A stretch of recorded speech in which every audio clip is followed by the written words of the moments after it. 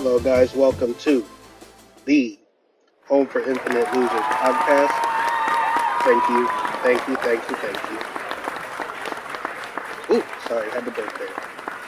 So, today we will be covering House of M issues number 3 and number 4. I know I said that the last time we were going to cover Iron Man House of M, but to be honest with you, Iron Man's not my favorite superhero, and there's a lot of issues in between each of the main line issues of this story. So what I'm going to do is I'm going to cover each of the main issues, but I will be listing out which um, comics are in between each issue. So if you do want to catch up on them yourselves, you can do that. And obviously, if something important happens in those comics, I will be covering that too. But for the main part, those comics are just little side stories that are happening in the universe that Scarlet Witch has set up. So, today we're going to go ahead and start with House of M issue number 3. And I'm going to go ahead and read the synopsis of the beginning of it real quick. Give me just 1 second here, because I have it here. Here it goes.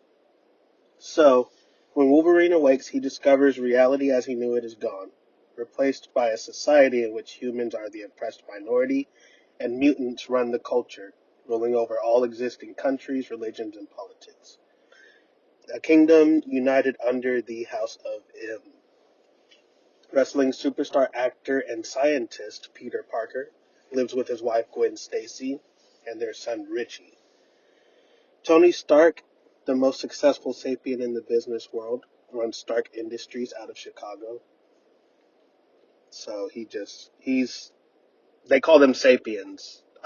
If you listen to my last pod, I made sure to let you guys know that sapiens is basically the N word for them. So there's that. New York City's Hell's Kitchen is widely known as Sapien Town, where the worst elements of normal humanity congregate.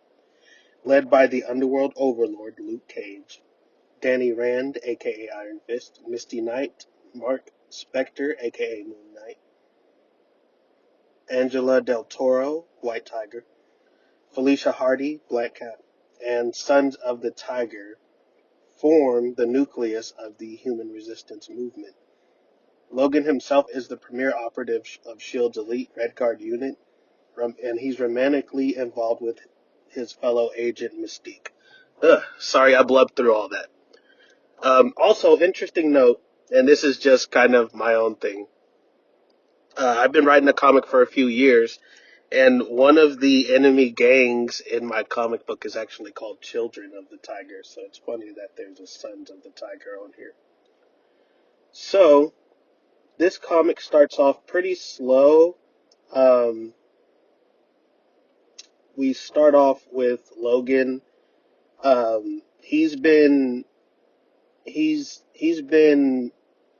having everything come back to him, and the first panel shows all of his memories from the old universe that they used to inhabit. It shows him facing off against the Hulk, and it shows all these other scenes that are familiar with with I guess the main universe of the comics before Scarlet Witch just messed everything up. There's even one panel of him looking back at the events of Phoenix whenever Jean Grey had turned into the Phoenix Force. So I just thought that panel was pretty cool.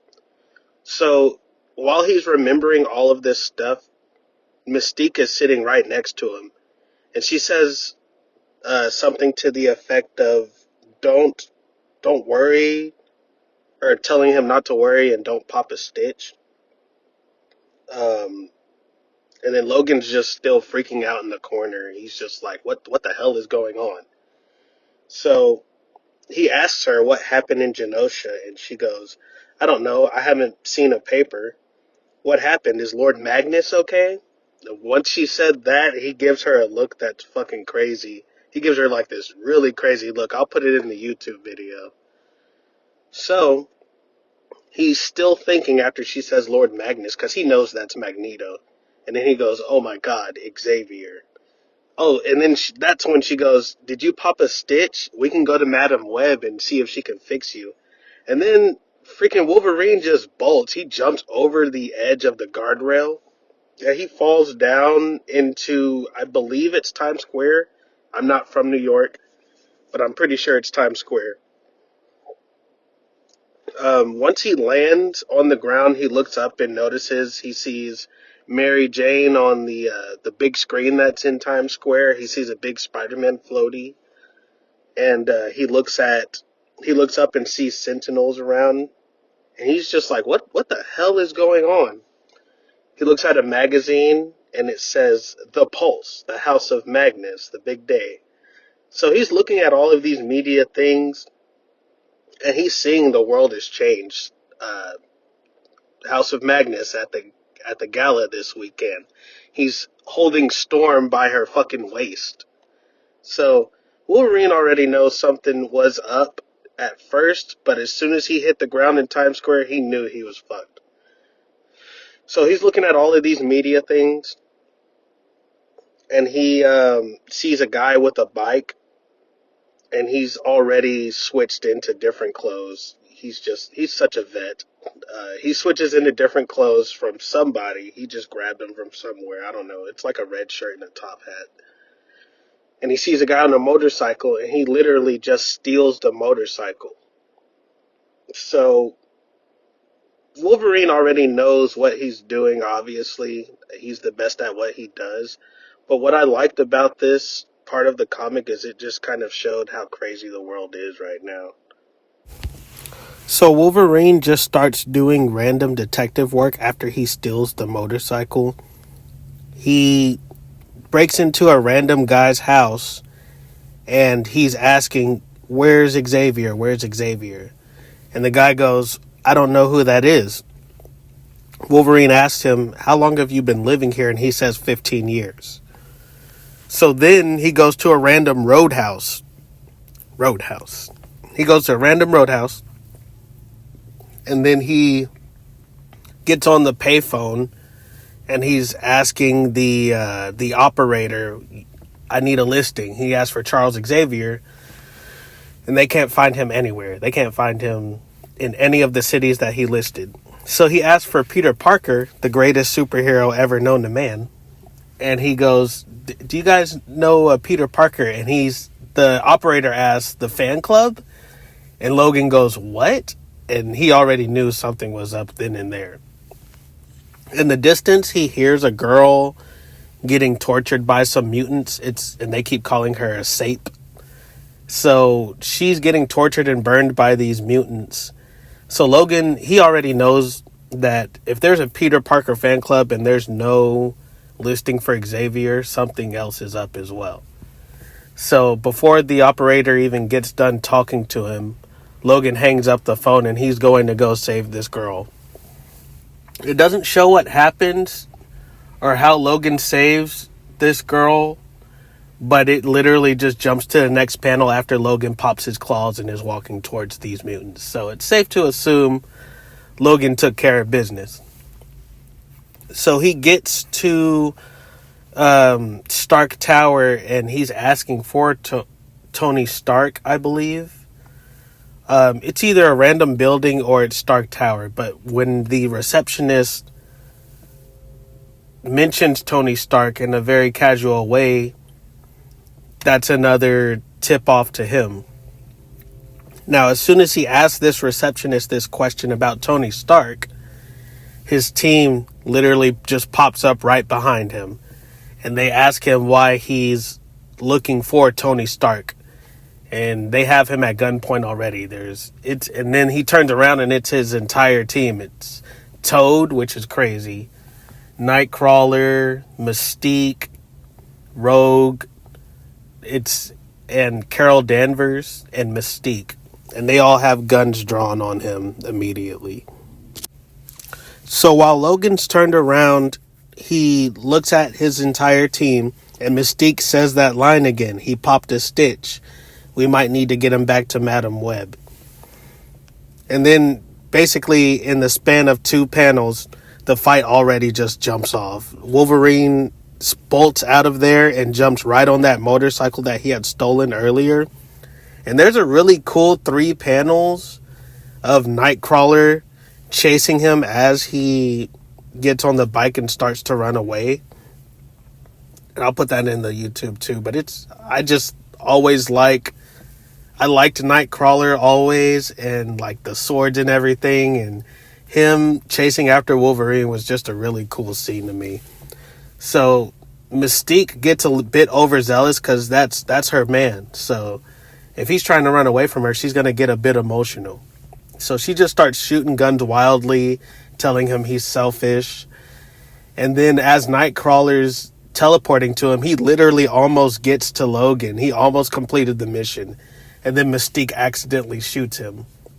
So he falls on the ground and Logan's still running away while his team's trying to catch him. Because as much as I love Wolverine, going up against just Rogue and Nightcrawler by themselves, he's not overcoming that. I'm sorry. He's not doing that. Rogue is OP, and then Nightcrawler, he's sneaky as hell with 3 long ass swords. So I don't think Logan's getting out of that one. But he's still running away, and then Cloak from Cloak and Dagger, he pops up from the ground and swallows Wolverine up into a portal. He then teleports Wolverine back to the speakeasy where Luke Cage does his business at with all of the other Sapiens. And then they have him trapped there, and it's basically one of those Mexican standoffs where Wolverine's like, where the hell am I? And then Luke Cage is like, you tell us. Or Cloak or Luke Cage is like, you tell us. And then right behind him, Hawkeye is standing with Cloak behind him, and he has his arrow drawn, and they're ready to kill Wolverine. And that is where issue number 3 ends.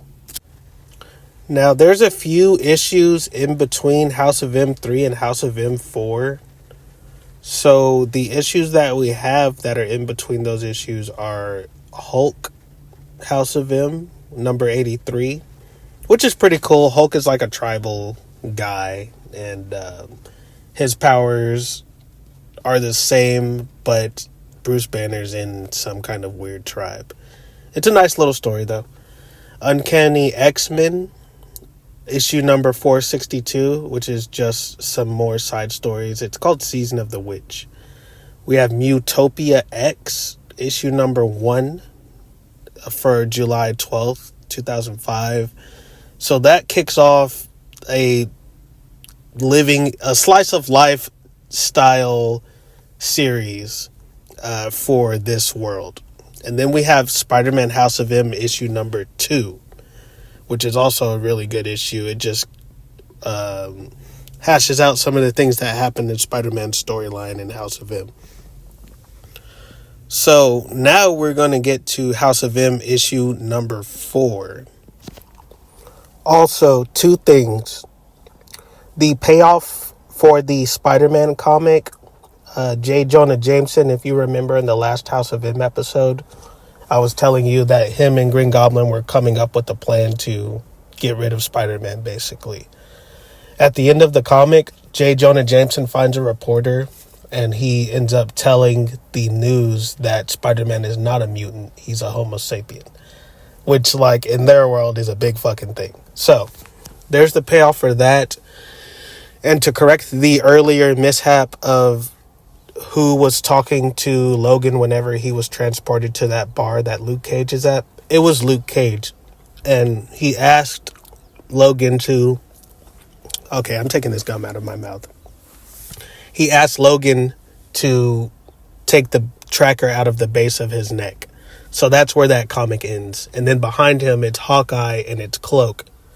They're both standing behind him. I just had to go back and look and correct that before I moved on to House of M issue number 4. So a lot of the synopsis for issue number 4 at the beginning is just...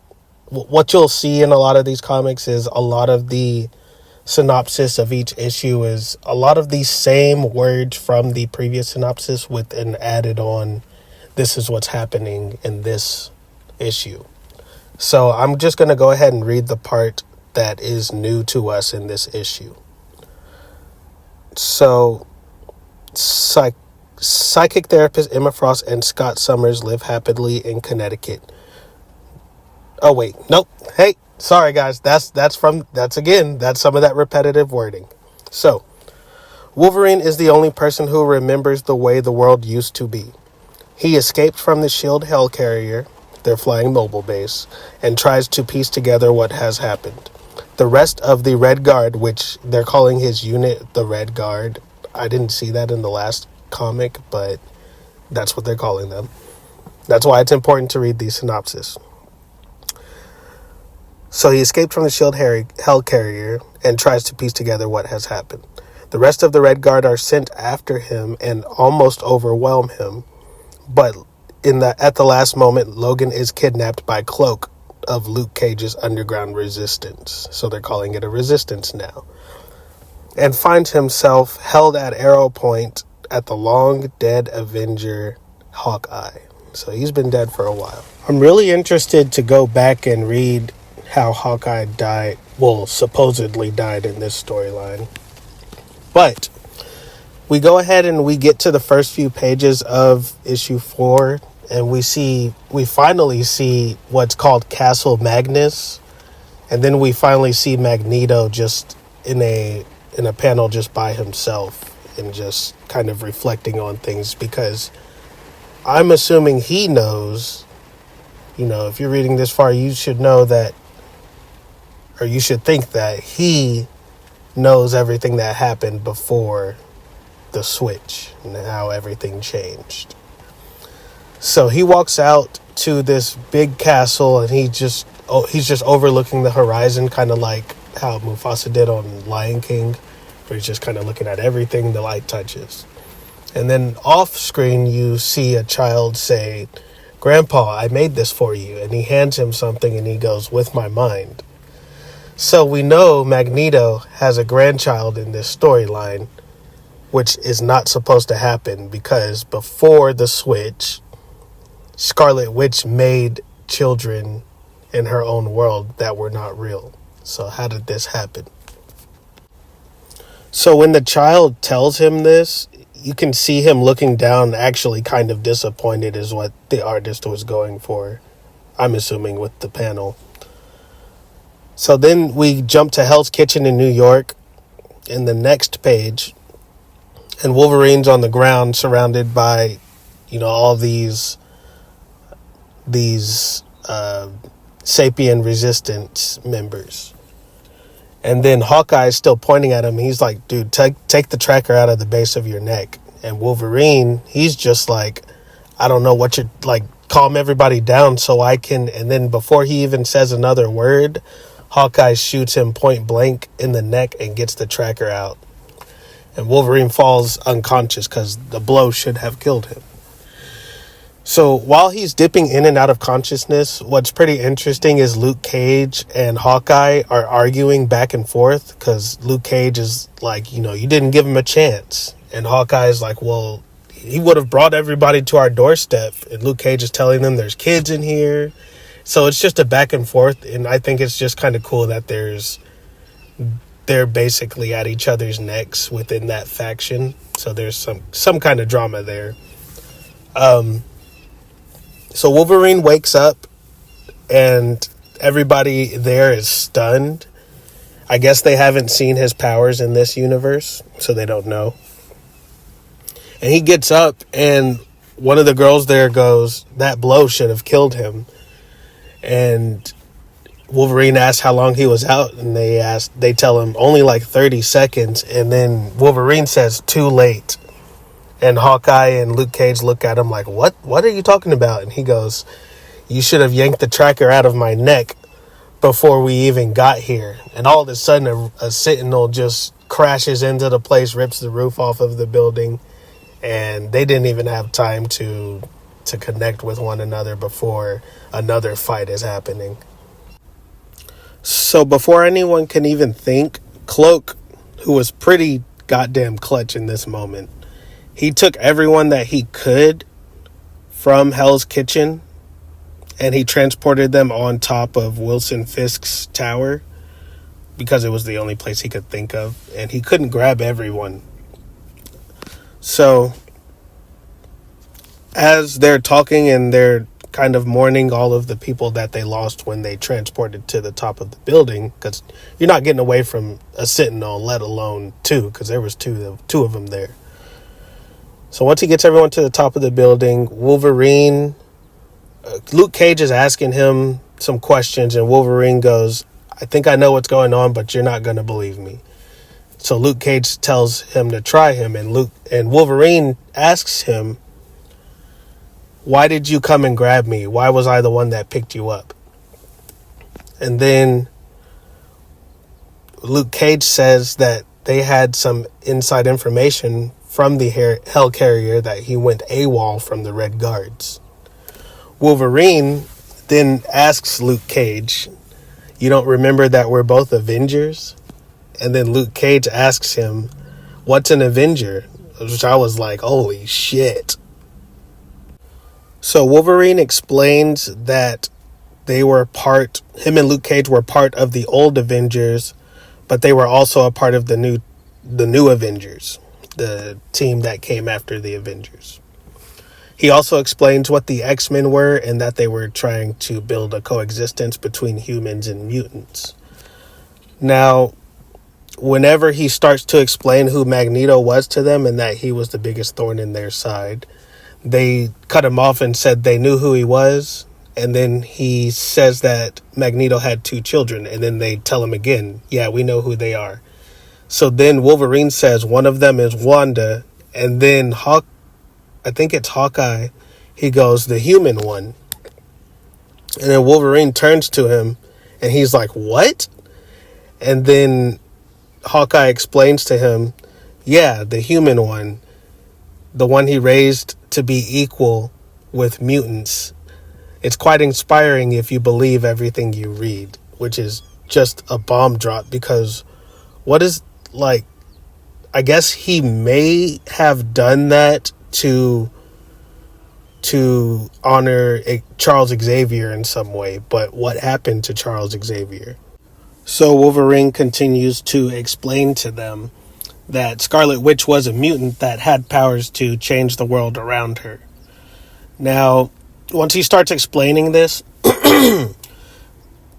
Hawkeye starts getting a little suspicious. And he's like, well, what happened when I was in the old world? Because Logan tells them that the world turned white a couple of days ago. And now it's like this. So after Hawkeye asks what happened to him, Logan says, well, she's the reason that the old Avengers aren't together anymore, and that she's the reason why they had to make a new Avengers. So after that, one of them goes, well, this is just some kind of mutant trick to get us to turn on each other. But Luke Cage immediately shuts it down and is like, well, why would he lie about that, especially if we just got away from 2 fucking Sentinels? So Luke Cage calms everyone down and basically lets Logan know that he believes in him. Logan asks him why. And he says, you see this kid over here? And he points at a little blonde girl. And he says, she showed up a couple of days ago and said everything that you said. So Logan looks at her and he asks her what her name is. She says, Layla. And he's like the song? And she goes, no, what are you talking about? So he asks her where she comes from and everything like that. And she remembers the world the way it was before everything went white. And she says her parents are the same and everything else, but everything's just different. What's going on? So Logan comes up with a plan after he meets this girl and connects with her. And Cloak transports them all to Scott Summers' home, who is Cyclops. And he's married to Emma Frost at this time. So they break in and they look at all the pictures and they're just going through mementos and everything.